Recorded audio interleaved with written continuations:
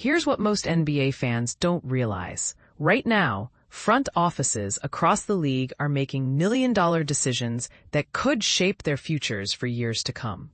And they have to make these calls before seeing a single game of the upcoming season. The Indiana Pacers find themselves at this exact crossroads with two young talents who could either become cornerstone pieces or costly mistakes. But here's where it gets interesting. Their decision might be the easiest one they'll make all year. Every October brings a critical deadline that flies under most fans' radar. By the month's final day, NBA organizations must commit to keeping nearly 60 players under contract for a season that's still 2 years away.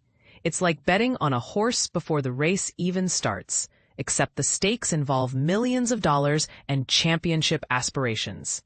For the Pacers, this deadline centers around two promising second-year players, Jarace Walker and Ben Sheppard. Both joined Indianapolis during the 2023 draft class, and both have already proven they belong on an NBA court. Walker and Sheppard each logged substantial playing time during the 2024-25 campaign, appearing in over 63 regular season contests and contributing meaningfully during the team's playoff run with double-digit postseason appearances. But here's where NBA contracts get tricky. And this is the part most casual fans miss entirely. Rookie scale agreements operate under completely different rules than standard player contracts.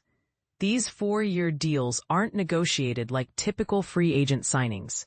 Instead, the league assigns specific dollar amounts based on draft position, with earlier picks earning progressively more money throughout the selection process. What makes these contracts particularly unique is their backloaded structure. The final 2 seasons come with team options, giving organizations control over whether to retain their young talent. However, there's a catch that creates today's dilemma. Teams must decide on these options an entire season before they take effect. Think about that for a moment. The Pacers must determine Walker and Sheppard's futures for the 2026-27 season before witnessing how either player develops during the upcoming 2025-26 campaign. It's like choosing your starting lineup for next year's playoffs without seeing this year's games. Walker's 4th-year option carries a price tag just under $8.5 million, while Sheppard sits at approximately $5.0 million. For context, rotation quality players typically command significantly more on the open market, making these figures appear quite reasonable for proven contributors. Last season's performance data supports keeping both players. Walker contributed 6.1 points and 3.1 rebounds per game, while Sheppard added 5.3 points and 2.8 boards nightly. More importantly, head coach Rick Carlisle demonstrated trust in both players by featuring them consistently throughout the team's playoff push. That kind of postseason confidence from a veteran coach speaks volumes about their reliability. However, both players enter this crucial 3rd season with question marks that could influence their long-term value.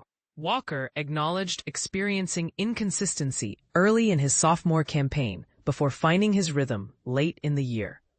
Meanwhile, Sheppard started strong but saw his shooting accuracy decline as the season progressed, though his defensive contributions remained steady. And this is where the controversy begins. Are the Pacers making these decisions too early? Some basketball analysts argue that committing to young players before seeing their 3rd-year development represents poor roster management. They contend that teams should wait to see significant improvement before investing in unproven talent. After all, NBA history is littered with promising rookies who never reached their potential. Yet, the counterargument is equally compelling. Declining these options would mean losing cost-controlled talent at below-market rates. If Walker and Sheppard were free agents today, they'd likely command salaries exceeding their option amounts. Plus, the Pacers wouldn't create meaningful salary cap space by declining these deals, since they're projected to operate above the cap threshold regardless. Walker enters the upcoming season recovering from an ankle injury that ended his previous campaign. though Coach Carlisle expressed optimism about his recovery progress during summer interviews. The forward's development trajectory could significantly impact his long-term role within the organization. Sheppard faces his own developmental challenges, particularly regarding shooting consistency and skill diversification. His ability to contribute beyond his current role could determine whether he becomes a long-term rotation piece or simply a serviceable backup. The broader context makes these decisions even more intriguing. The Pacers are entering what many consider a gap year, a season where they'll evaluate their young core while maintaining championship aspirations. How Walker and Sheppard perform during this pivotal campaign could influence the franchise's direction for years to come. From a pure business perspective, the opportunity cost remains minimal. Both players offer upside potential at reasonable prices, and losing them without adequate replacement options would weaken the roster. Even if neither player reaches star status, their current production justifies their option amounts. But here's the million-dollar question that should spark debate among Pacers fans.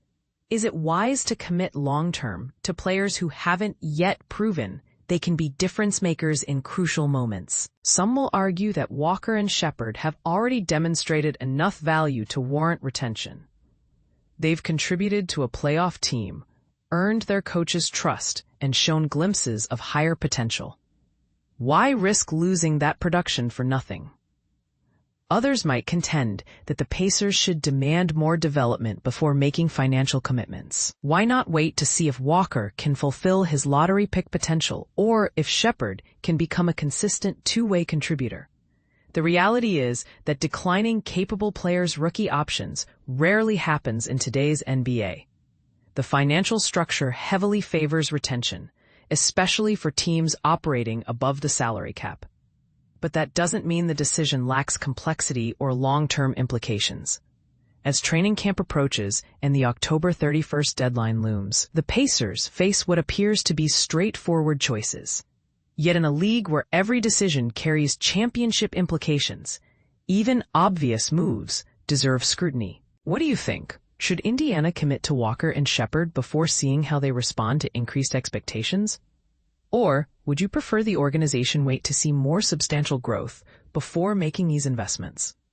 Are the Pacers being smart by securing young talent at reasonable rates, or are they settling for mediocrity instead of pursuing higher upside alternatives?